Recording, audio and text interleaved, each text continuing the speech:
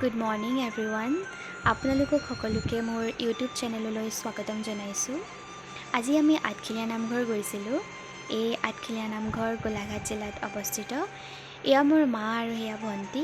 আমি ৰাতিপুৱা 5:30 বজাতে গৈছোঁ। আমাৰ ঘৰৰ পৰা বেছি দূৰ নহয়।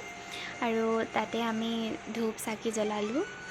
ৰাতিপুৱা সময়ত গোটেই পৰিৱেশটো বহুত শান্তিময় হৈ থাকে। এনেও ধৰক মনবোৰ ভাল লাগে ৰাতিপুৱা, আৰু তাতে নামঘৰৰ নিচিনা এখন পবিত্ৰ স্থানত গৈতো আৰু মন ভাল লাগে। আৰু এয়া আমাৰ হৈছে নামঘৰৰ মেইন নামঘৰ ভাগ, য'ত ভকতে নাম লয় আৰু নাম সামৰাৰ পাছত তাত প্ৰসাদ বিলোৱা হয়। এই আঠখেলীয়া নামঘৰ গোটেই অসমতেই প্ৰসিদ্ধ, আৰু বহুত দূৰৰ পৰা মানুহ এই নামঘৰলৈ আহে। ভগৱানৰ চৰণত মূৰ দোৱাই আশীৰ্বাদ লয়।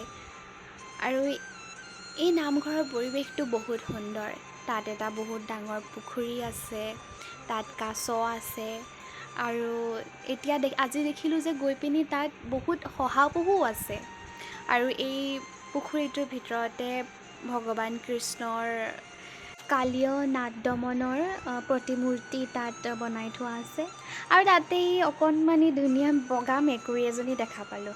মই এনেও মেকুৰী বহুত ভাল পাওঁ। তাতে মানে বহুত কিউট লাগে মেকুৰীবোৰ।